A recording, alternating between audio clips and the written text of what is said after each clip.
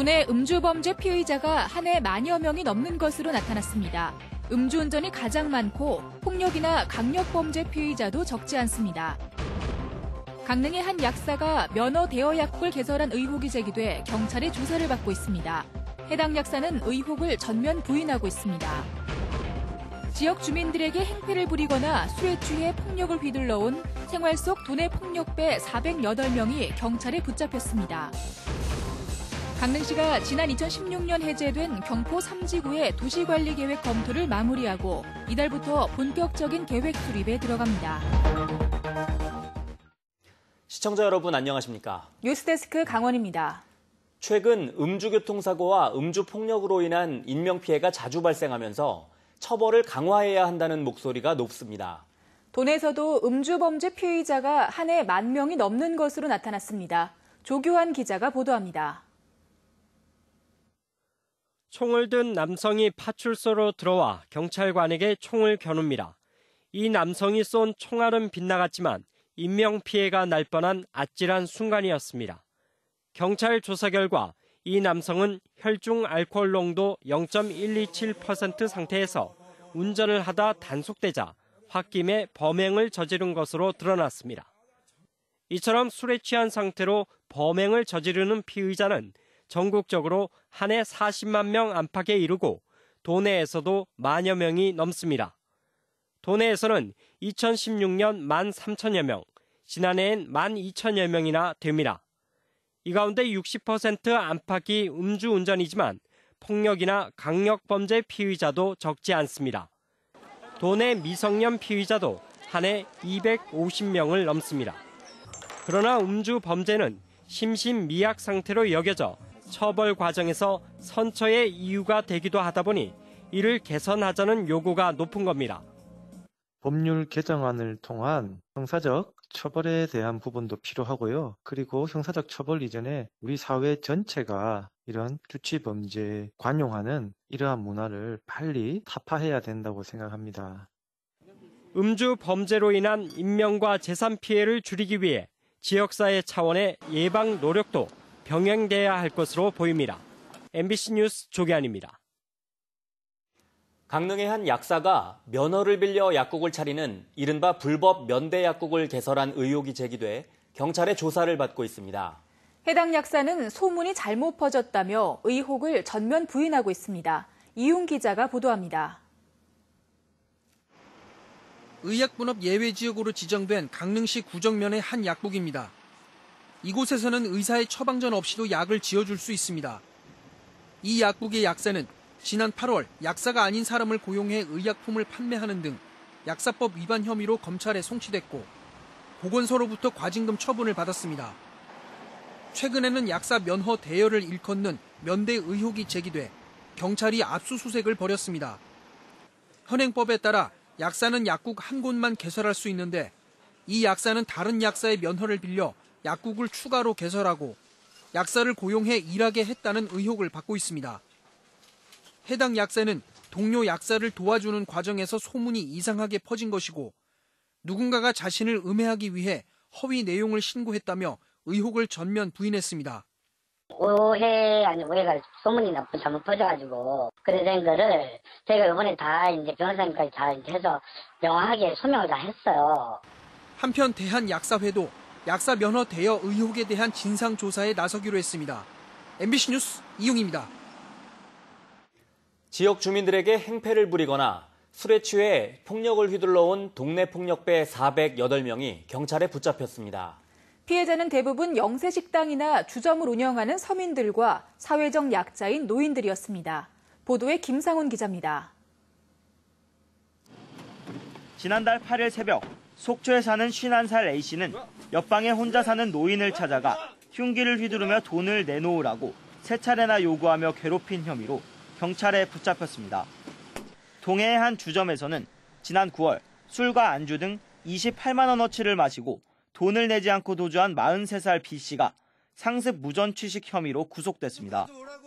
이렇게 도내에서 독거 노인이나 영세 식당업주를 대상으로 상습적으로 폭행을 행사하고 행패를 부려온 이들이 경찰의 무더기로 붙잡혔습니다. 강원지방경찰청은 지난 10월부터 2달 동안 집중 단속을 벌여 생활주변 폭력배 60명과 주치폭력 사범 348명을 검거해 이 가운데 18명을 구속했습니다. 특히 생활주변 폭력배로 검거된 60명 가운데는 전과 10범 이상이 73%인 44명이나 됐습니다. 범죄 유형별로는 무전취식과 폭력이 가장 많았고 재물 손괴와 업무 방해가 뒤를 이었습니다. 경찰은 생활 속 폭력 행위를 근절하기 위해 단속 활동을 더욱 강화할 계획입니다. 상습성 있는 폭력배에 대해서 직업이나 생활관계 등에 대해서 모니터링을 하고 있으며 피해자와도 한 라인을 구축하여 2차 피해가 발생하지 않도록 보호 활동도 강화하겠습니다.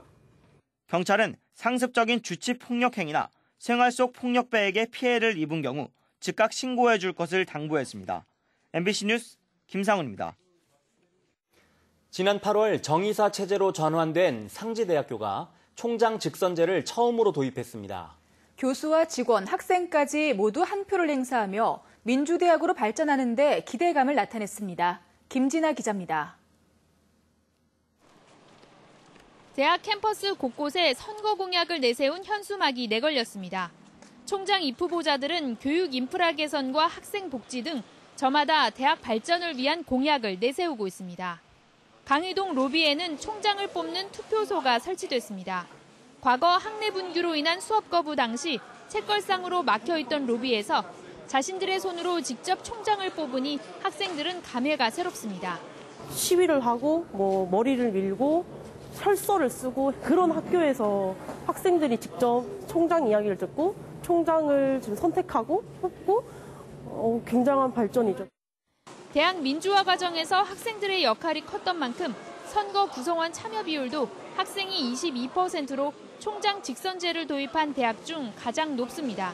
학생들의 그와 같은 요구나 권리에 대해서 최대한 존중하는 선거고 상지대의 민주화 과정에서의 특수성이 함께 고려된 구제단 시절 부당해고와 전보에 맞서 싸워야 했던 교수와 교직원들도 저마다 한 표를 행사하며 새로운 민주대학의 발전에 대한 기대감을 표했습니다. 새로운 총장께서 그런 학교의 여러 가지 현안들을 잘 극복하시고 학교가 발전할 수 있는 그런 것들을 좀 만들어주셨으면 하는 기대를 갖고 있습니다. 상지 영서대와의 통합 승인을 앞둔 상지대는 공영형 사립대 추진과 대학 평가에 대한 후속 조치, 중장기적 발전 계획 등 과제가 산적해 있습니다. 정상화된 대학을 이끌 새로운 총장은 오는 5일 투표가 끝나는 대로 선출되며 다음 주 초 이사회 선임을 거쳐 바로 업무를 시작합니다. MBC 뉴스 김진아입니다.